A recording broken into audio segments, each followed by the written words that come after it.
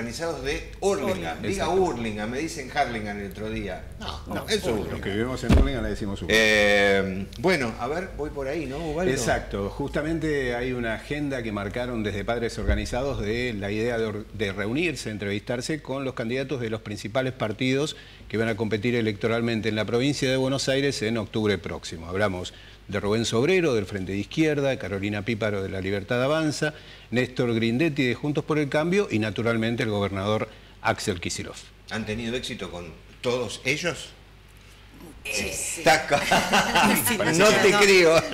Claro. Está difícil. Está difícil, estamos en trámites. Ajá. En principio, casi concretando con Grindetti, en comunicación con Píparo, con Carolina Píparo, que en alguna otra ocasión nos ha recibido, pero no puntualmente con esta propuesta, con Sobrero también, y estamos esperando que nos contacte el gobernador. Si no se reúnen en estos tiempos y si no las reciben, ¿cuándo sería entonces? Lo que pasa es que uno tiende a no ser demasiado optimista teniendo en cuenta el lugar que los candidatos le reservaron inclusive dentro de las propias plataformas electorales al tema de educación.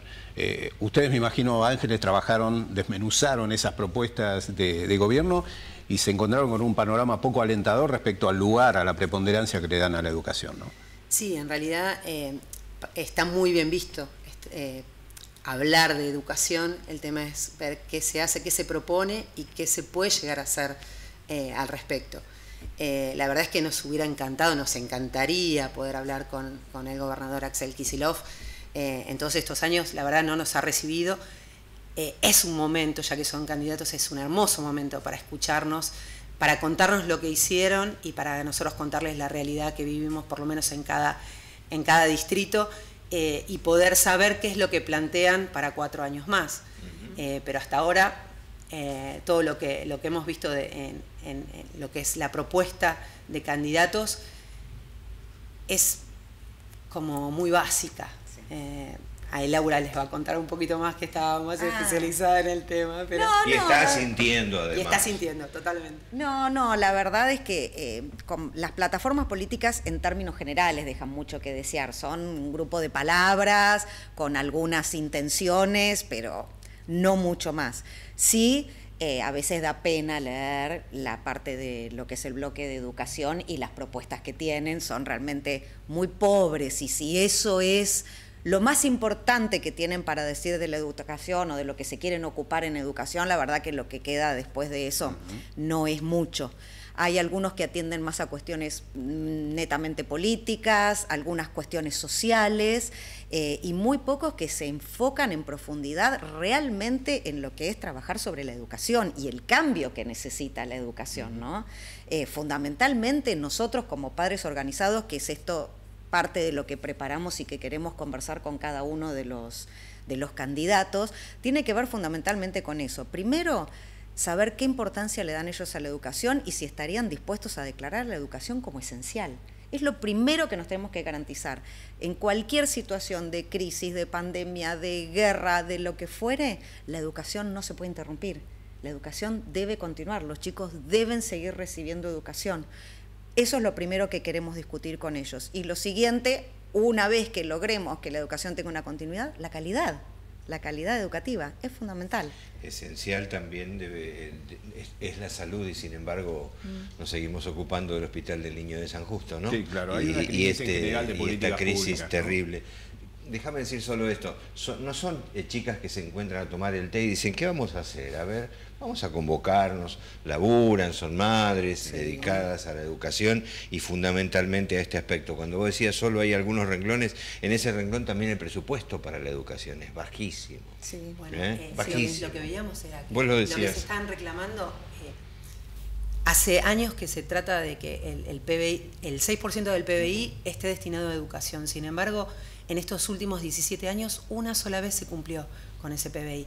Y el tema es también el control de ese dinero que se supone que está destinado para educación, cómo llega, a qué se dedica, cómo se baja desde infraestructura hasta no sé, lo más básico de sueldos, de insumos para las escuelas.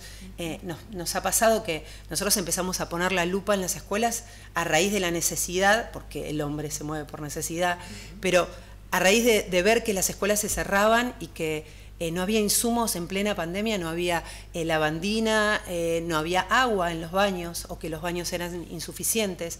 Y cuando empezamos a ver todas las necesidades que había, no solo de infraestructura y de insumos, y empezar a ver cómo se manejaba la educación, realmente todas las que pertenecemos, el grupo de gente que pertenece a Padres Organizados, cada uno está en distintos ámbitos de trabajo, pero no solo se dedican a educación, cada uno tiene su trabajo, su familia, pero al ver lo que estaba pasando en las escuelas y cómo se manejaba el tema de educación, una vez que uno ve, no puede dejar de participar, de comprometerse. ¿Por qué?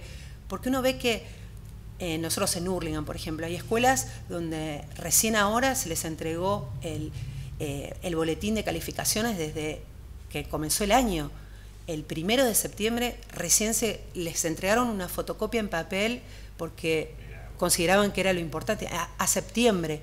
Escuelas donde hay un baño cada 500 chicos. Escuelas donde estando en obra, los baños eran utilizados por los alumnos de primaria, alumnos de secundaria y la gente de obra.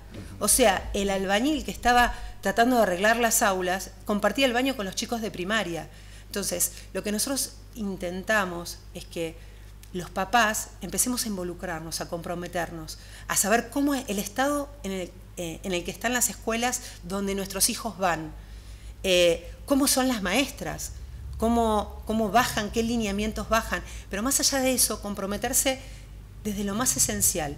¿Hay baños? ¿Hay agua? Nuestros hijos están en aulas donde hay vidrios, donde hay puertas. Hemos estado acompañando a padres donde las escuelas ponían un pedazo de cartón para armar una puerta porque no tenían puertas. Y cuando hablábamos con las maestras o las directoras, y con los papás que venían peleando por tener una puerta, por tener vidrios en las ventanas, nos decían que hacía años que estaban peleando por eso, y al hacerlo visible y que la gente empezara a colaborar, a comprometerse con el tema, a la semana solucionaron el tema de los vidrios, de la puerta, de las estufas. O sea que el compromiso grupal, el compromiso de todos los padres hace que empujen las voluntades y que las cosas aparezcan. Laura, Entonces, recién Ángeles decía esta palabra de compromiso, ¿no? Sí. Y uno suele escuchar en lo previo muchos compromisos, ¿no? Cuestiones presupuestarias, de determinada cantidad de días de clase en el año. Lo que pasa es que después esos compromisos no se honran. ¿Qué está pasando también con eso, ¿no? Con la premisa, no recuerdo en estos momentos los días exactos de clase que debía haber y cuántos se cumplieron en la provincia? Mira, es un tema la verdad, porque es tristísimo analizar.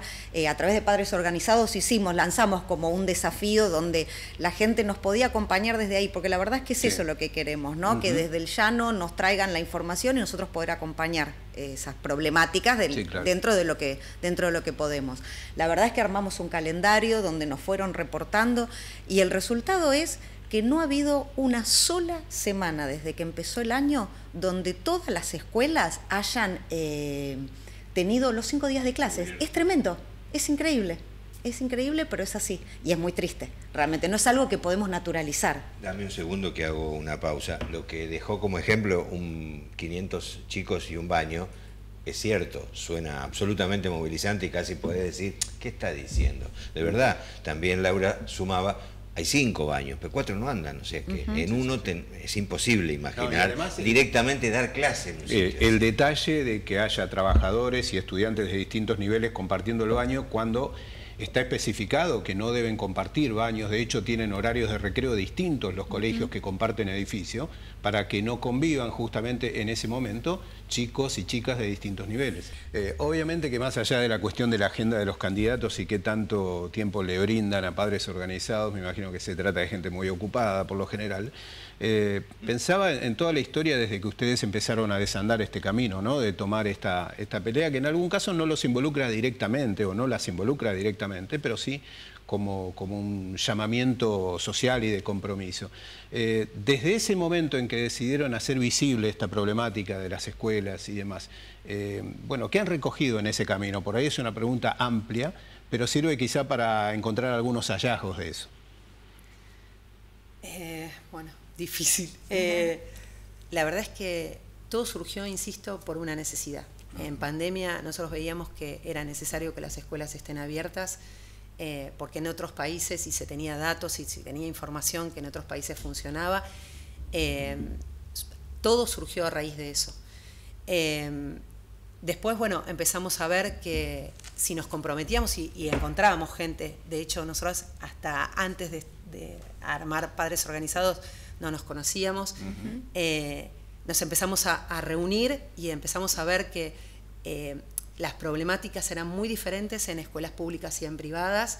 La mayoría, bueno, yo hice escuela pública, tanto en secundario como en la facultad.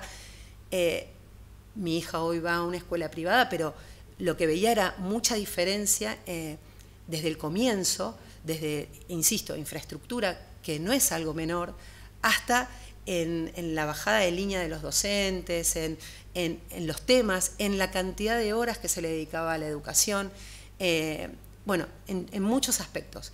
Entonces, que es la idea de inclusión y la idea de que todos tengan las mismas oportunidades, en realidad no la veíamos en la realidad. O sea, a mí, yo crecí, mis viejos se esforzaron muchísimo, pero al ir a una escuela pública, yo vi la realidad de tener compañeros en distintos niveles, sí, claro, y ver que tenían distintas realidades y poder compartir y poder aprender todos con las mismas bases. Bueno, hoy eso no se está dando. O sea, si yo tengo que comparar una escuela pública donde no llegan a completar una semana de 5 días de clase, donde van a una escuela, un padre elige una escuela técnica y en todo lo que va del año tuvieron 3 clases de taller, ¿qué clases de profesionales van a salir teniendo 3 clases de taller a septiembre? ¿Qué clases de chicos? O sea, un chico que va a una escuela donde tiene 5 días de clases, sí, no es lo mismo que tenga 3 o que tenga 2. La escuela ha perdido ese rol de igualador social que tenía, ¿no? Sobre todo la escuela pública. Exactamente. Y una de las cosas que también vemos es que dentro de lo que cubre la escuela, en la pandemia el rol de la escuela pasó también a ser como un elemento igualador, pero también de ayuda, porque con el tema de las ayudas alimentarias y demás, muchas veces los padres se sienten como que terminan como callándose por el tema de recibir, de, claro, de la necesidad.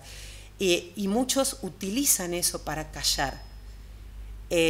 Dentro de las cosas que vimos de diferencias, en muchas escuelas lo que nosotros notamos es que los padres van como temerosos y que tienen miedo a contar lo que pasa en sus escuelas.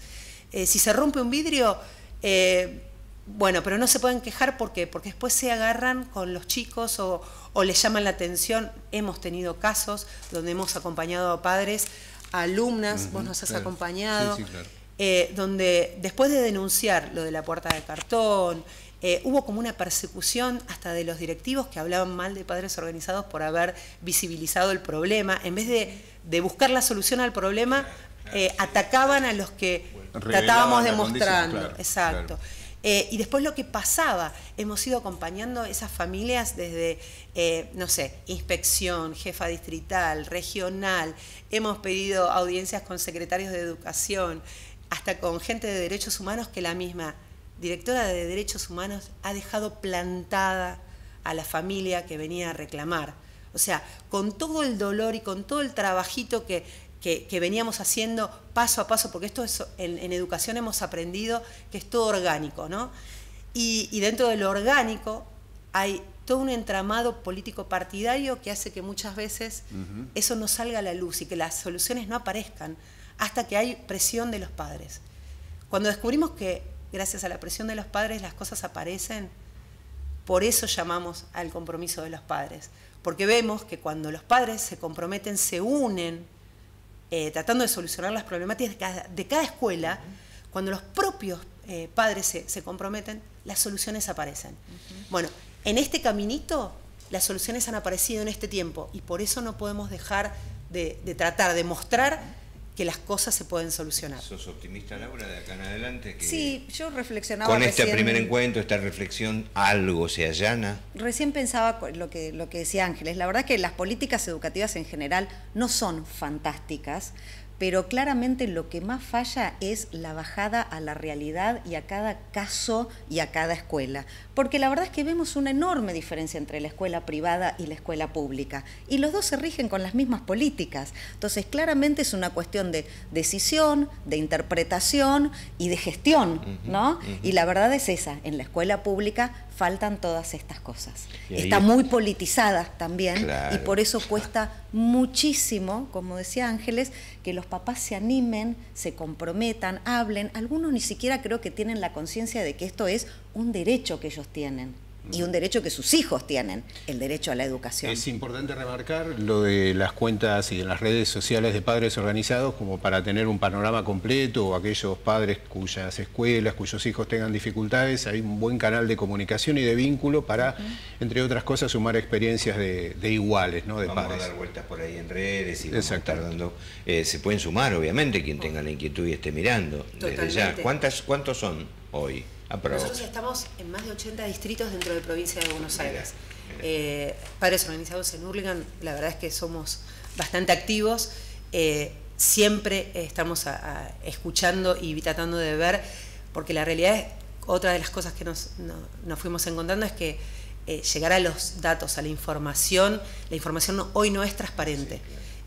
Hablamos con los funcionarios, con los que tienen la información, y son demasiado cuidadosos para dar ese tipo de información cuando es el derecho de cada padre de saber todo acerca de sus hijos y en los lugares donde está.